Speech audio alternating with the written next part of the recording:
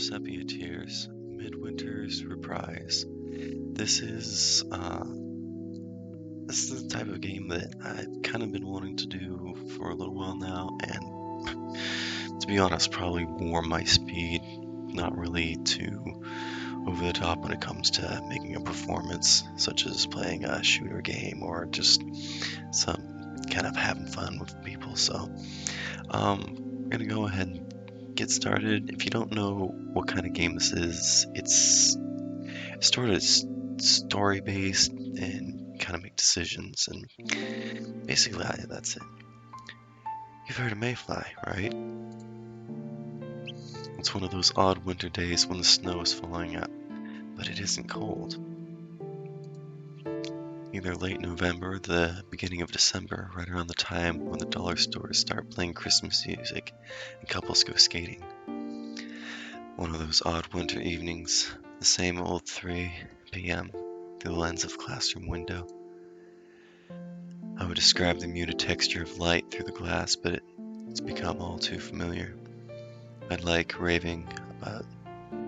be like raving about the miracle of flowers blooming in spring. The novelty's gone. Chairs screech against tiled floor and students chatter all around, but the sounds follow me, weightless. The mayfly, bug that lives for only a day, once it grows its wings. It's a great metaphor. You must have seen it before.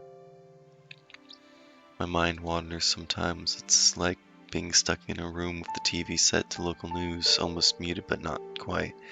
Or like reading a boring web page because you're too lazy to click away.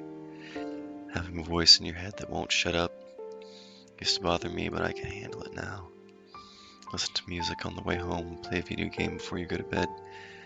Kill time in any way you can. It won't be so loud. Never wonder why they even bother. As is the whole point of human existence. Why is our purpose? Why are we here now? The simple statement is that we are here now, so why not? The whole point of human interaction is not to create humans. That's what separates us from the animals, to live, survive, and then die. That's not living. To live is to be self-conscious, and not just that, but also to seek more out of life and to pursue great interests, to explore and develop and experiment, discover, and just simply, well, enjoy living. That's why we bother. That's why whenever there's those sort of stupid movies where the aliens come and say, human race is a doomed species, or they say human race is a dumb species, they're wrong. We will fight in the end to protect ourselves. Sure, we fight amongst ourselves, but that's simply because we selfish.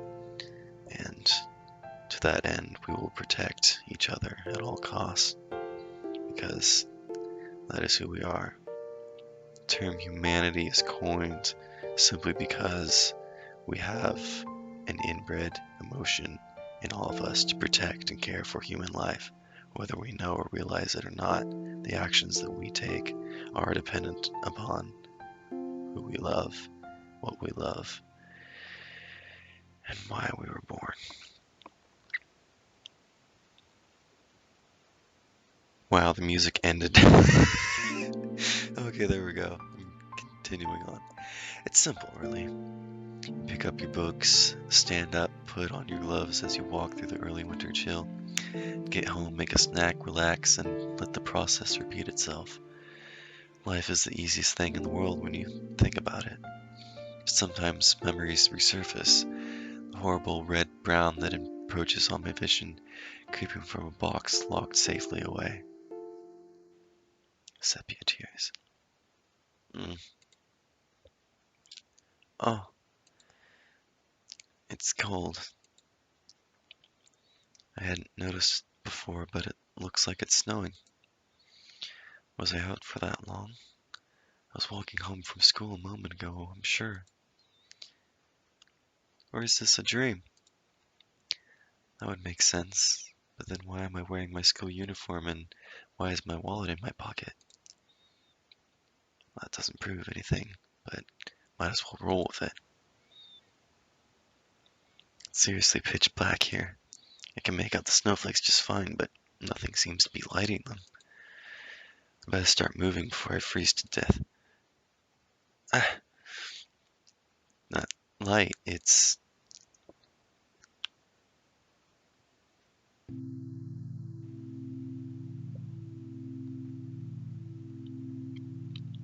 You've come. You. Thank you for coming to see me. It's lonely here, you know? Lonely? Yeah, I can't deny that. It's a peaceful prison, trapped in the darkness under this soft snowfall, but it's a prison. What's the matter? Aren't you glad to see me? I... She looks familiar, I'm sure of it. Memory teases me like a vivid, lucid dream, but I can't grab hold of it. It's been such a long time. I thought you would have been ecstatic. Uh, uh... I open my mouth, but the words are lost. The more I search for the memory, the more her eyes bewitch me. A snowflake lands on the girl's hair. I force the words out of my mouth. Who are you? Do you really not remember me? What a shame. We have so much to catch up on. Her smile is confident, mysterious, somewhere between angelic and doll-like. There's nothing to worry about. After all, we have all the time in the world. So then, who are you? Immediately, out of context, that is, wondering if I have fallen asleep in the snow. Usually one does not have random dreams, as it were, of lucid memories, specifically pertaining snow, unless it's an important detail, in which case I would know where I got there and how. But I guess not much has been explained. I'm just assuming though, so. Who are you? She looks at me in the eye and my heart stops. I'm the person you wish you never met. She embraces me and my senses freeze until color strikes my eye against the monochrome backdrop. That is how I spell color. Is that wrong? Is that not how you spell color? Pretty sure it's not, but that's how I spell it. Hanging in the stillness, a red ribbon drifts from the side of her hair. On the side of that ribbon, something is written. But just as fantastic as that is the fact, the words are scrambled, blurred, even through my eyes are only inches from it. That ribbon, don't you remember? It was your... Her voice fades away. I glance at the ribbon again, but before I can move closer, my stomach flips upside down. Ah! The girl's warmth fades from my arms. Ah! Ah! Ah! Is she disappearing? This whole world is...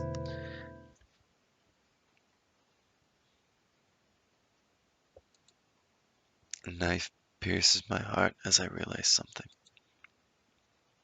It's not this world that's disappearing. It's me.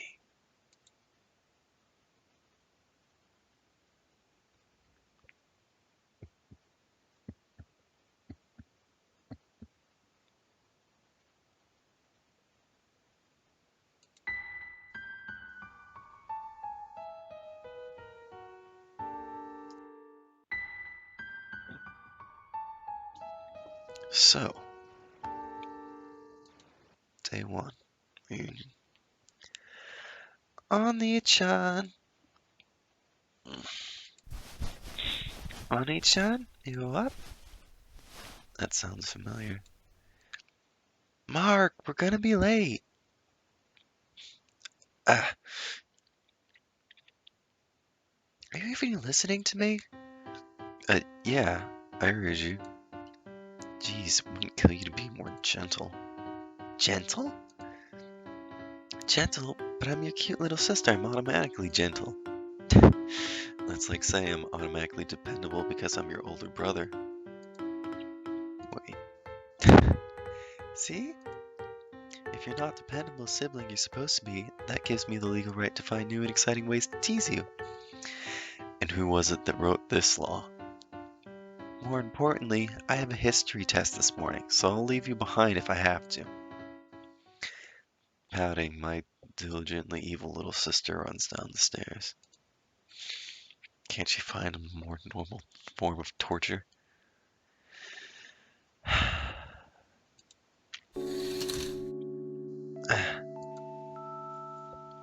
It's bright out, pleasantly bright. I can get lost just looking at the pale blue sky, although I fear the cold that accompanies it. See, this is why I hate winter. Nature has no mercy for the northern hemisphere. Actually, does that make a difference? Technically, every country has to be part of a hemisphere, so there must be warm regions in the northern hemisphere, and even so, the southern hemisphere would be...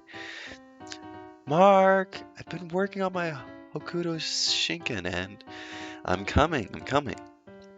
Last time she tried this, I shudder to think of it. Oh my gosh, this is just like Mayo Kichi. Sorry, I was just watching that. Mayo Chiki. I said Kichi, didn't I? Gosh dang. Maybe I'll just edit that out if I remember. I'm pretty sure I know who my next practice subject will be if you make me fail my test. Isn't it usually practice partner, not practice subject? So that's my sister, Rena. Since she started school, life has been hell. Well, maybe that's an exaggeration. She's a nice girl and all. She takes care of me, makes me lunch, forces me to buy her stuff. And see what I mean? Amount of compliments already. And that threat wasn't the first. Ow! Stupid razor. Dad was supposed to show me how to use this thing. Anyway, Rena's a strange girl, to put it nicely. She always rattles on these crazy robot wars and melodramatic love stories that she watches, trying to find new and exciting ways to pull me into her world. I haven't figured out why she calls me Oni-chan yet, though. Is it ironic? Ironically unironic? Ironic because she thinks I'll think it's subtly unironically unironic. I can only conclude that it's part of some devious scheme that I have yet to catch wind of. Tip of the iceberg, so to speak. If the iceberg were a blood-related little sister. But as much as I like to criticize her, I can't complain. She still does better than me at school. Alright, I'm almost done. But as much as I'd like to criticize her, Oh, and she also does a better job of cooking and budgeting than me. And she never sleeps in. The only time she's late for class is when I hold her back. Now do you see why life with her is hell? Good morning. Did you sleep well? I slept perfectly fine until I was woken by a certain someone. How could you say that? You should be thankful to have a cute girl like me wake you up every morning. You're not supposed to call yourself cute. Is that because we're blood related and you're a friend? That's not why. I mean, it's a little vain, don't you think? And it's not very cute. True. But what if I'm only doing it to unnerve you? Good point. Well, I do have to thank you for keeping me on my toes all the time. You're like my mother, is what I want to say, but I imagined her twitching smile. My life flashed before my eyes. So, Rin, you have a test this morning? Yep, I did a quick review of my friends yesterday, so you don't need to worry about it. I wasn't worried. Oh, is that your way of hiding your affection? Was that even remotely implied? I'm sure you'll pass the test. I just want to make sure you don't forget anything and end up failing for some stupid reason. Like that time I accidentally brought my Game Boy instead of my calculator? Yeah, like that. I was only 12. It was an innocent mistake. Only 12. Regardless, you get what I'm saying. Just don't screw up. I know, I won't. But aren't your exams coming up as well? Uh-oh. I was going to go over to Lucas's house and study over the weekend. Something like that. Even for you, that's not a very convincing lie. Psychic. But I did make that up on the spot. It wouldn't kill you to have a bit of faith in me. If I said I'll study, I'll study. Really? You spend your whole Saturday afternoon doing math problems and rereading your social science notes? I tend to say, what notes, but that really isn't the problem here. Well, would you look at the time? Don't change the subject. We're already late. Well then, we'll have to continue at lunch, right, Juanita? That smile's so much more endearing before you get to know her. She doesn't seem bad. Jeez. Made it. I leap past the front door as the clock strikes 8 o'clock, inhaling a lungful of December air. Not bad, Mark. Not bad at all.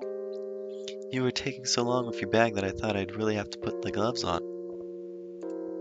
I thought you were going to leave me if I took too long. I was only kidding. Leave my only brother alone to walk to school on such a cold, cold day? I couldn't. And yet you can practice your anime fighting techniques on me? Well, when you look at it that way. But you know, mastery of the martial arts can be extremely important. What does that have to do with anything? It's important, really. Yeah, and no. Self-defense and all that. No, not just self-defense. It's an extra weapon in your arsenal. What? Okay, picture this. Imagine that you're fighting against an enemy who already knows your techniques. And why would I be doing that? Because the person challenged you. Because he kidnapped the princess. Use your imagination.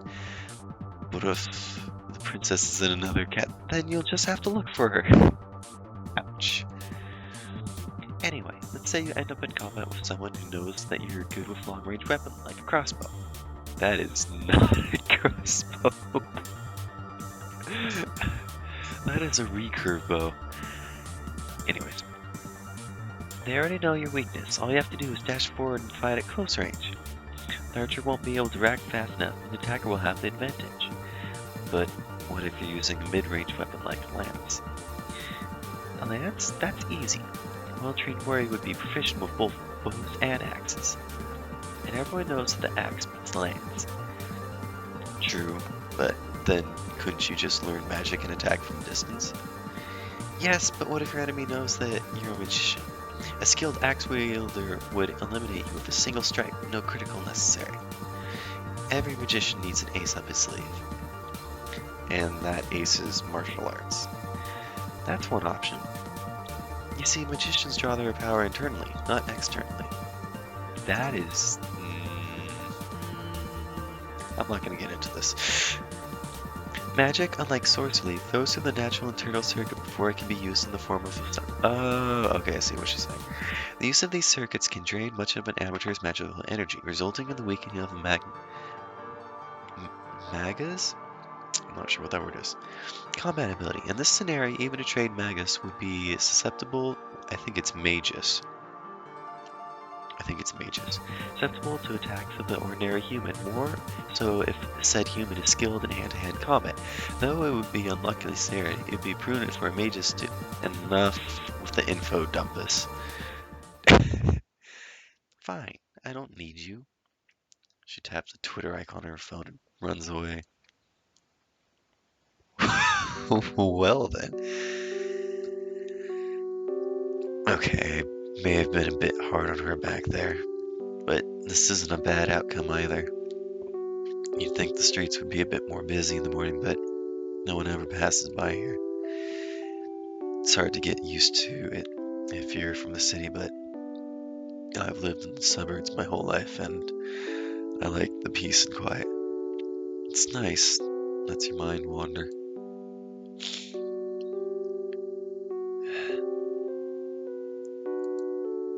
Lets your mind wander to things you'd rather avoid. What?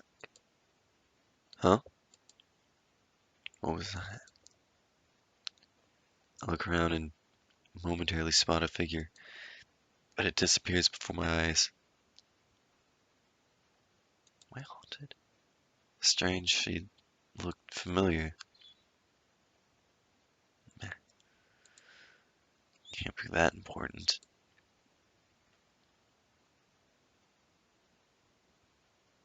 2 weeks later, I would look back on that moment as the first in a series of very, very silly assumptions. Mark, you're actually early. A familiar voice welcomes me in from the cold. In front of me stands a young boy that I've known since the beginning of high school, and that I sometimes wish I didn't know. On time is more like it. We barely have 5 minutes until the bell. That's still an accomplishment coming from you. Oh hey, did you bring your notes from the presentation? My other friend Lillian voices her question politely, like a certain little sister. Well, Rune was on the computer until midnight and my laptop needed recharging and your house was constructed without power outlets, of course. Fine, I'll print them out at lunch. And there goes the bell. Can't believe I'm saying this, but I'm actually looking forward to a boring lecture if it means I can relax. Teacher's voice drones on.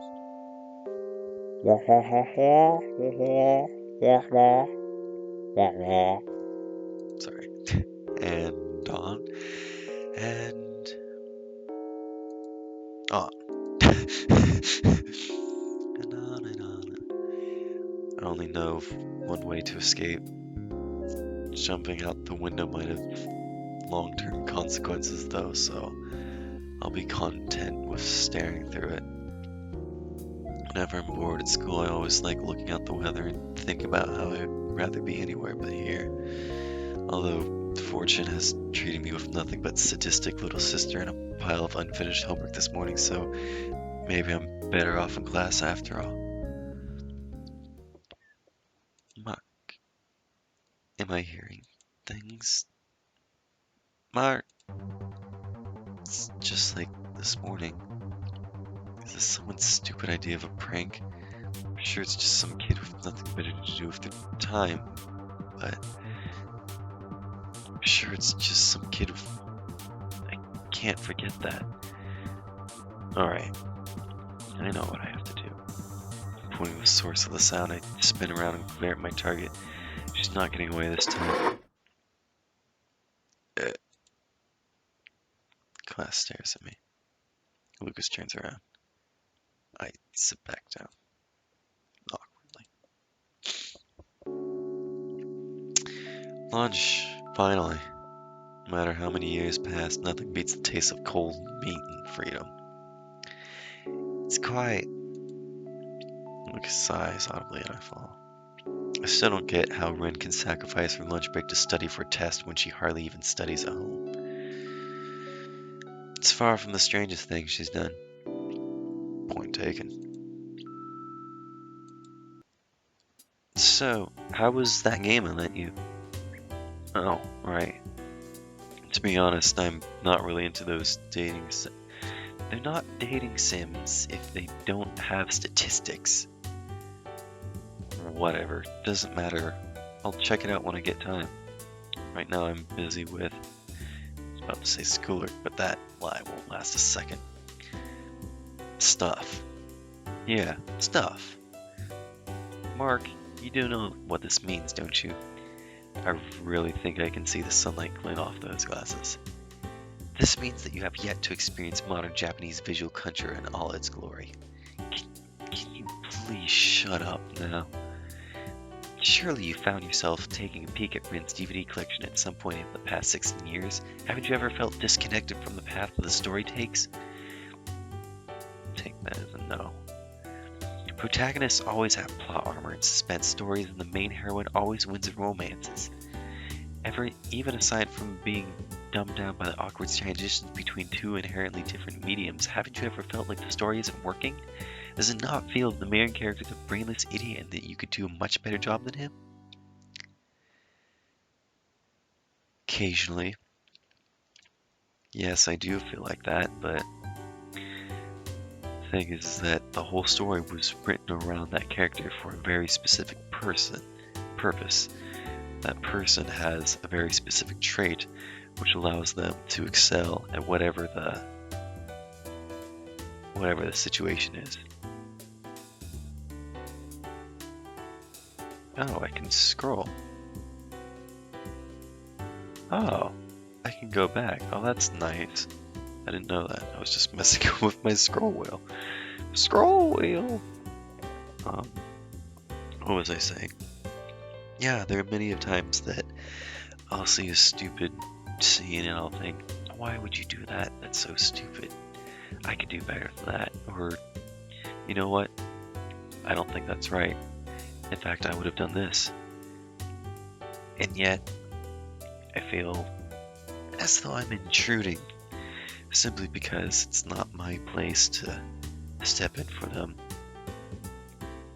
It's not like I could look at someone from our past like Abraham Lincoln and say, oh, I could have done a better job if I had just done this, but if I was actually him in his shoes, I would do the same exact thing.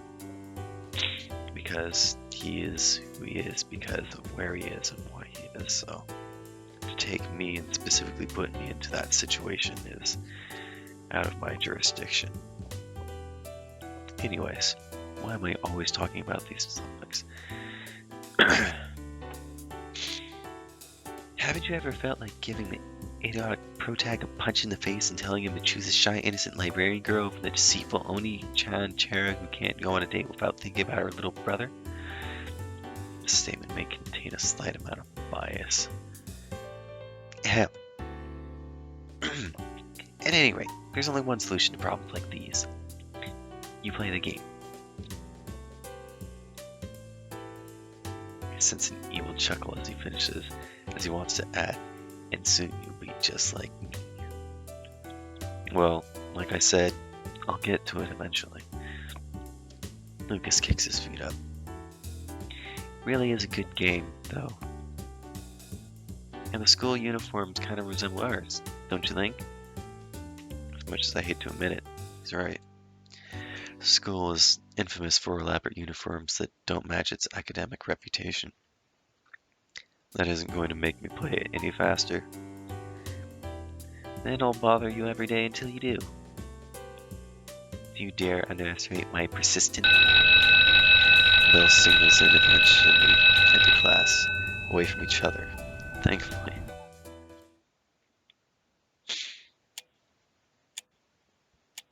I did it. Took a few years, but I did it. I made it back, and it won't be long before I talk to him again. Clock ticks in the backyard as a girl gazes pensively out the window. I'm getting nervous, just thinking about it. Nervous and a little excited. It's been so long. What'll I do if he's changed? This whole plan would be pointless. I have to stay calm. I know what I'm doing and I've thought it all through. Just stick to the script. But I'm nervous. So nervous. Sorry, that was slightly English. I like sunsets, I really do. I can live without long walks on the beach, but sunsets, they're special. Cliché doesn't have to make things less special. Not that it matters much. Storybook romances stay in storybooks. It's just nice to catch a glimpse of stories sometimes, but it the be it the MP3 shuffle gods granting divinely selected background music or a perfect twilight after a day of rain. Phew, thanks again for the help.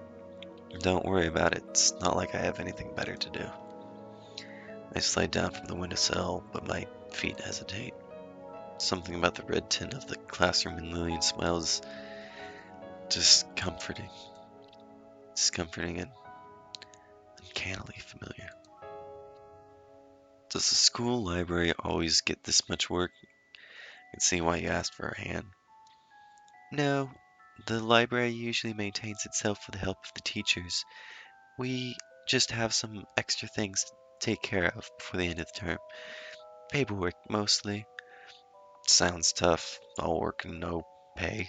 I think you mean play. Wait, you're getting paid? No, but, well, there you go.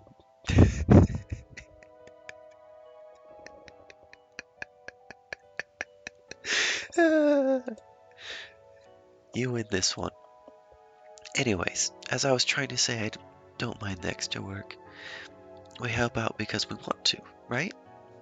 We help out because, oh, though it's nice to have an extra pair of hands from time to time. Ah, right. Besides, you always end up owing me favors. This is just one of them. Anyway, shall we head home? Yeah, let's go. I grab my bag and rush to hold the door. It can be nice to stay back after school, can't it? On the occasion, weather is nice today. Trying to find something other than the weather to comment on, but it's always cold in the winter, but it feels good when you're inside. It's like looking at a snow globe. Or does that make sense? Now that you mention it, I don't think it does. It made sense in my head. Don't worry about it. I know what you mean. Do you? I think. What? It couldn't have been that important, right? I suppose. Jeez, why are all my girl voices like slightly English? Lillian smiles wearily about something and walks up ahead, frizzly, hair lit by the sun. We walked alone for the next few minutes, and I tried to nonchalantly wave goodbye. Can't shake the feeling that something was off about her today. Maybe I'm imagining things thanks to that voice in my head, but she almost seemed as tense as me. Better head back before Ren starts worrying. I turn to walk home, but Mark. Okay, that's it. The world just isn't normal today. Mark, I'm getting to the bottom of this. I walk for a few seconds and pretend not to notice before spinning around.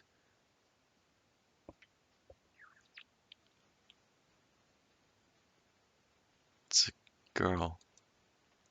She stands out, long purple hair and red ribbon swaying in the breeze. She appears in an alleyway to my left, and I see her lips move. Me. And when I step toward her, she points to her right. It's the road that leads back to my school. I look back at her, or at least I would have, had she not already disappeared. That arrogant? Alright, now she's really done. I'll run through this town all night if I have to. You're messing with the wrong guy. Before I realize that the sky darkens and clouds drift in, from time to time, I catch a glimpse of something white out of the corner of my eye, but it disappears before I can identify it. She's deliberately dashing me through the side streets, and she always seems to be exactly one street ahead. Gasp of breath as I reach the school building. The girl stands daintily at its entrance. You, stop! She grins and runs inside. She has a graceful quality about her. I'd say run, but it's more like she's gliding. Of course, that's not going to stop me. Catch a glimpse of her feet at the bottom of the staircase. To the left hall. Running out of places to run. Stairs again? No, wait. These are the stairs to the roof. Why is the door unlocked in the first place? No matter, it's over now. The sky turned black before I realized it. Snow drifts cautiously down. Last piece of the puzzle falls into place. The purple-haired girl, the snow, the black sky. I saw it all in my dream.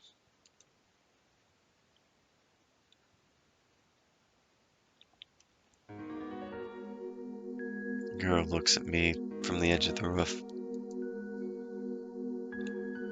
Thank you for following me, Mark. Oh, how many times should I be yelling at her? Oh, how many times should I be yelling at her for right now? But I can't. My mind isn't functioning like it should. The scattered images from a time I'd rather forget flash through it. First of all, let me apologize for luring you out like this. It was the only way I could talk to you alone. She steps closer. Of all the things I want to say, only one line comes out. Who are you? Don't worry yourself over minor details like that. You will remember me soon enough. Soon enough? What kind of vague hint is that? The past will fall into place eventually. It has a habit of doing that. She pauses and looks up at the sky. Snow collects on her hair. You might not remember me yet, but I remember you. I've been waiting to see you for a long, long time. She points her eyes at me and I can't look away. Will you help me, Mark? Will you accompany me long enough for you to recover your memories? It's a strange request. Thoughts vanish. Nod thinkingly. I will, but you owe me something first. Tell me your name. I feel her warmth before we even touch. She walks up to me and she pauses an inch away, breath turning to mist. Mira. I hear her name and her ribbon flutters before me. Memories taught me I've seen this, but cold breeze strikes me as she steps back. I'll visit you someday, soon. In the meantime, if you ever need me, come to this rooftop by yourself when the sky turns black. If you call out to me, I'll come to you. What are you, vampire? Maybe. A ghost? She smiles faintly. I'll leave that up to you. One by one, her footsteps grow distant. Well then, goodbye, my... Her final words are lost as she steps off the edge of the roof. Wait, steps off the edge. What the? I dash to the edge of the roof as fast as I can, look down, but there's nothing. Not even a footprint on the freshly fallen snow. My head is spinning. I don't want to think. I don't want to think. I don't want to. It's there. It's there. It keeps coming back. I see her in. What was it she called herself? The person I wish I'd never met. Is she here to haunt me? But then why do I feel so... The girl in the sunset watches me. Like a figure in a faded photograph, she watches me. Like a portrait, like yourself in a house, mirrors, watching, always watching. She just won't blink. All the while, the snow continues to fall. Mira's figure dances through my mind, trapping me somewhere between curiosity and awe. It's the beginning of winter. As the snow dusts the city streets, I can't help imagining their footprints will turn up very, very soon.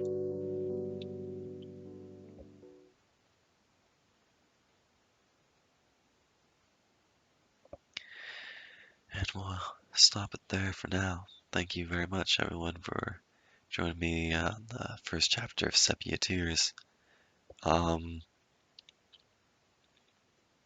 If you think I'm doing good, let me know. I'm actually not sure if many of people are watching these, but yeah, go ahead and leave a comment. Let me know if I'm doing voices alright, if I should try not doing voices and just reading them, or I don't know. Just let me know, okay? Thank you very much. And that being said, this is Mikamarari signing off.